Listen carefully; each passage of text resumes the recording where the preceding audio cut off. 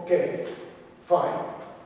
K is a constant. Okay, let's see later about values of K. Beta is the beach slope in the cross-shore direction. And D50, I think you know what D50 is, but you can say in English, the grain diameter of the beach particles that 50% of a sample's mass is smaller than. And you can define it through a sieve. You use a sieve with diameter. You know what is a sieve in English? It's a setaccio.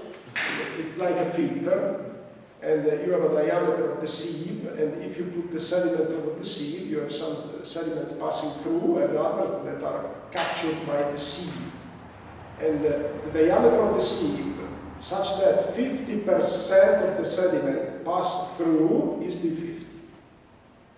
Okay? So basically, L0 here, we just have as driving variables beach slope, D50, and wave height and length. So you understand that there is a lot of uncertainty here. Okay? And your uncertainty lamp should, again, become very light. And you may ask me, but why this exponent 0.67? Very simple. They were calibrated in lab. Calibrated, these are parameters. To calibrate a parameter, to estimate a parameter, means that you get observations and you force this relationship to go through the observations in the best way by changing the value of these exponents until you find the optimal value. This is parameter calibration. Okay, keep it in mind, the term. Okay. And what about K? Read here. Lab experiments indicated values for K around 4, while real-world observations suggest K equal 9. I mean, if you change K from 4 to 9, it's a completely different situation. Again, uncertainty. Okay? How do you quantify uncertainty? You make like experiments and you see the output. If there is a lot of variability, uncertainty. If the output is more or less the same, fine. Reduce the uncertainty. You have to become sensible to this. And also, when you define wave forcing, look at the time series. How long is it? It's 1 year.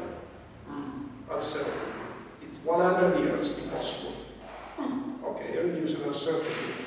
Because also uncertainty depends on the amount of information that you have. Okay, let me see. Here there is a description of constructive and destructive forces. Let's have a look because I have almost finished, yes. So let's have a look because I think it's interesting. And it's interesting because it's listed here also some minor drivers. So a constructive force is a force that tends to build the beach, to stimulate accretion. A destructive force is provoking erosion. So,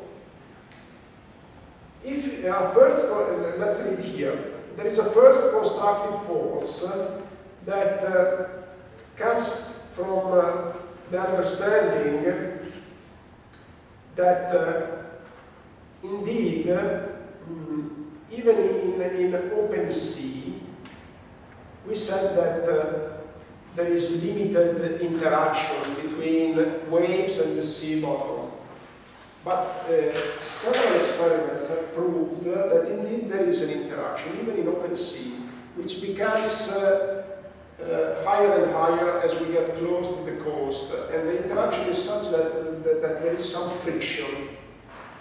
Friction that is originated by waves, and this friction tends to move sediments from offshore to the beach. This is constructive. And it's a long-term force. And this is also, this is another interesting observations, and basically we observed in lab, and also in some cases I think this phenomenon has been observed also in beaches. We observed that there is, in the boundary layer, in the contact between water and seabed, there is a kind of flow, of laminar flow is originated. And because it's due to local transfer of momentum associated to energy losses by friction. This is something that is not easy to understand, but let me just say that we have reported, we have observed, especially in lab, that at the contact surface between water and the sea, there is, besides friction, there is also a motion of flow that originates locally, and which seems to be related to friction. And I mentioned it before when I said, okay, there are particles that get stopped of water and other that move forward, because when a particle gets stopped and there is a movement that originates. So there is a kind of secondary flow that originates there, and this is constructive because it's directed towards the beach. And then there is a first destructive force, that is gravity. Even if you don't have waves, the beach is sand sloping down, so gravity is destructive. And a second contribution is the seaward currents in the swash zone. We know this because erosion is given by the fact that we have a run-up and then water comes back and brings sediments in the sea. And also a third contribution is originated by seaward currents and which originate, this is a bit complicated and let's not go into the details, but there are these seaward currents that I already mentioned that sometimes may originate in for concentration of flow that, and also for some kind of interaction again between water and the sea and the beach in the swash zone. That is, at the end of the story, is proved to be, in some cases, proved to be destructive. Okay, and first of all, I want to conclude by saying that there are several other empirical formulations that also allow you not only to study the equilibrium, but to study the amount of sediment transport. They are empirical, cross-shorely.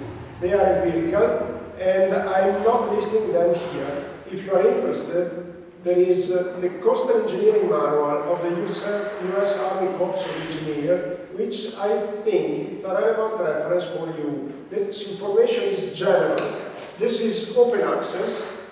It's not easy to read, I tell you, but it's a very relevant reference. For coastal engineering, is still one of the most used references. Again, not easy to read. It's very long, like 500 pages or something more. It's divided in chapters, and this is why here I am linking to chapter 3. Let me see if the link works still. I think so. Yeah. This is the manual. You see that it's quite long. But this is, again, a very interesting reference. At our level is too much. But still, it's very useful. And here there is an equation that is studied in order to model the displacement of sediments in the cross-shore direction. This is Exner's equation. It is used for beaches and rivers. You don't need to learn it. It's very simple. If you see it, and lowercase q is the flux of sediments in cubic meters over time for unit longshore extension. So basically, if you have changes along shore of q with respect to the longshore direction x, it means that you have a change of h, which is the elevation of the seabed in time. It's a differential equation. Of course, you need to integrate it. You need to specify initial and boundary condition, etc. But keep in mind, not learn it by memory, but keep in mind that What is extra equation? Is a mass balance equation of segments. Okay, here it's expressed in terms of volume equation, but it's a mass balance equation of segments. Okay, I think we can stop here. Again, we don't have any lecture next week because it's degree day. We meet again on March 20. Bring the PC and mind your presentations. Okay? Thank you.